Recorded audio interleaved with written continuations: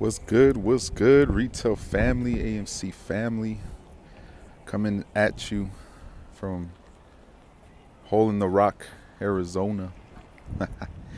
It's crazy over here. There's lots of people out today. It's a beautiful day.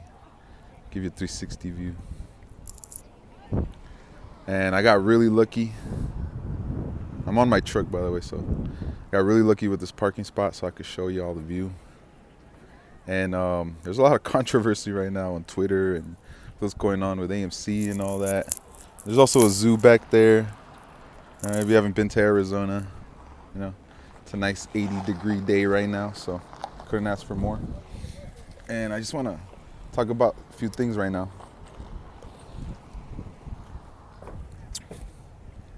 So we're going to get into it. I'm just setting myself up.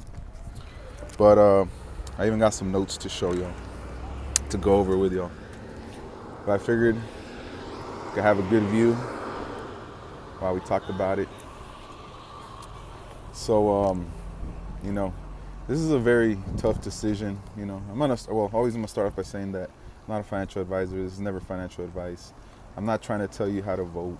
I believe everybody should make their own decision. This is a very tough decision. It involves your investment, your money. So I'll be damned if I let anybody try to tell me how to vote. I'm gonna make my own decision. I'm gonna do my own research. And finally, now what I am seeing is, after a couple weeks, right, since we got the news about this vote, that people are actually looking into it and doing some research, and I'm seeing a lot more no votes come out. Because at first on Twitter, it was just a cesspool, it was just a mess, and anybody who said no got attacked, including me. And now I've looked at the Weeble comments. There's a lot of no votes on there on YouTube. There's a lot of good YouTubers, big YouTubers. I have a decent following, but there's bigger platforms than me, and they have more reach. Like Donahue. I'm not the biggest fan of the Marine. Ooh, almost dropped that. I know, but he's being pretty vocal.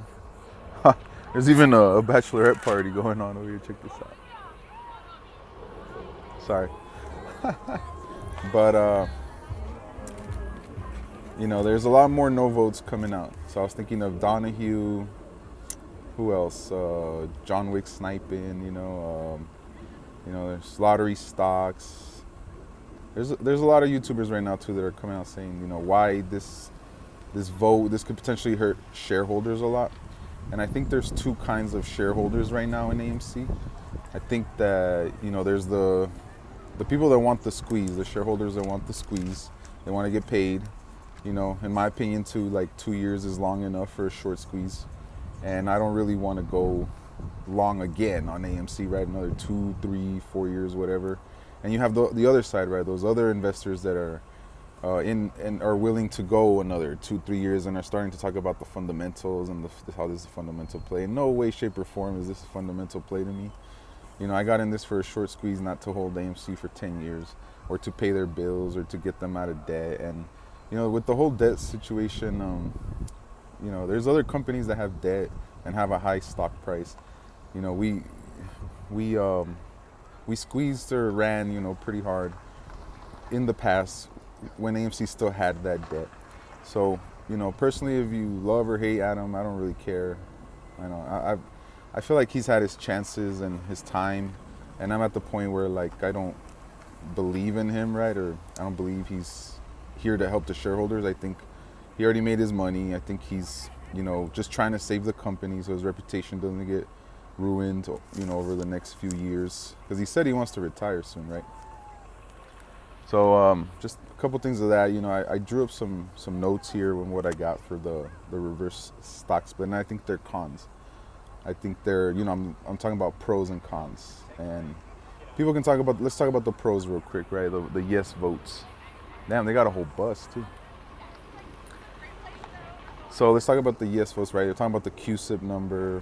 I don't believe that's going to cause the short squeeze. They're talking about paying off debt. You could look at other companies like GME, and I don't think them paying off the debt caused them to mow ass. So I don't believe I'm not willing to risk 90% of my shares to take this chance. Okay. What else? What else? The debt, the QSIP, and the so-called share count. There has been multiple times, multiple opportunities for a share count, right? So let me get into the cons. These are the reasons why I'm still a no vote, and I'm sure I'm going to get hate for that attack. But like I said, I'm seeing a lot more people, and it's very divided. I think the community is very divided, and I'm starting to see a lot more no votes now. Okay, and because I think people are starting to do some research and starting to understand. So, like I said, I'm not trying to tell you how to vote. I'm just trying to give you information so you can make the best decision for yourself, right? I'm in charge of my investment. I'm in charge of my own money. You're in charge of yours, and you got to do what you think is best for you, right? So, let me start reading off this the reverse stock split con. So, first off the bat, right? Everybody knows you would lose. It's a 10-to-1, so you would lose 90% of your shares.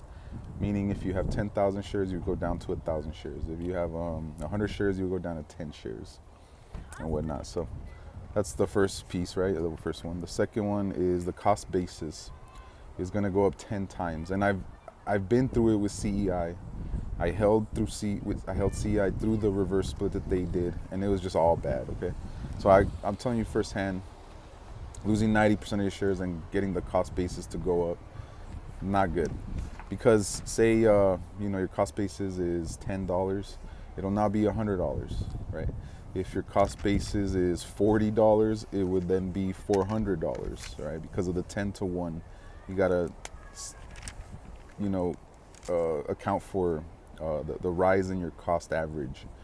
Luckily I'm looking pretty low right now. I mean, like on my cost basis, it's around, I would say, combined with APE and AMC, it's around $12-13. So I think it would end up around $130 to $140, right? Something around there is what I calculate personally, right? So there's that cost basis. So let's move on. Okay, the all-time high, guys. So the all-time high right now, if you look at AMC, it's $42 after the adjustment. So that means the all-time high would then be $420. With yes, less shares in the float, but $420 is pretty damn high. Another thing I'm accounting for is how are we going to get that buying pressure to come in? Like, if people are done buying right now when it's cheap at $5, $10, $15, after the reverse stock split, like in this economy right now, how the hell are we going to get people to buy at $100, at $200, $300? I just don't see that happening. So I think that's another con on the pros and cons.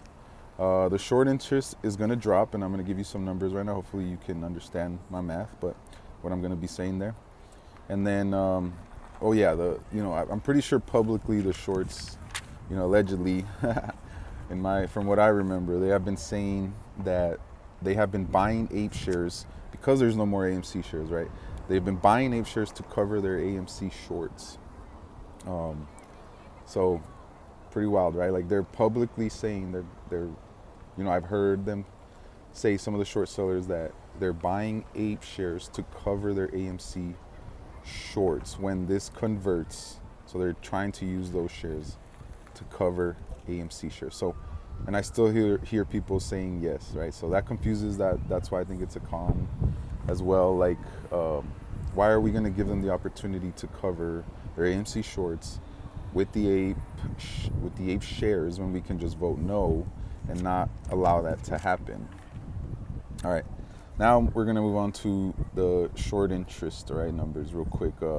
So currently on the AMC side, you have about 23% short interest. That is 118 million shares short. On the APE side, you have 34 million shares short, which is 6.76% of the float. So if you combine those, that's 152 million shares. If they were to combine them, APE and AMC, that's about 29%, 30% short interest combined, right? But separately, you have 23% on the AMC side and 6.76%. And I got these numbers from Fintel on the APE side. So with the 10-to-1, right, the reverse split would also reduce the short sellers' shares, right? It's 10-to-1 if they keep them open, the shorts. If we don't run before the vote. All right, so 10 to 1. So those 152 million shares become 15.2 million shares, all right, on the short side. If everything stays the same, right? They're not scared. They just want to hold through the reverse split, the shorts. Next, you have 517 million AMC shares plus around 1 billion APE shares.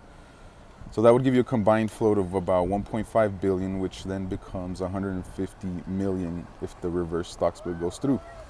So you're going to divide, right? You're going to take 15.2 million shares short, divided by the float, the new float, 150 million shares, which gives you about 10% short interest after the reverse stock split. So to me, that is just a completely different play. That is not the play that we're in. You know, we're sitting at 23% short interest on the AMC side. So take that into account. The short interest would be cut in about half, according to the numbers, right?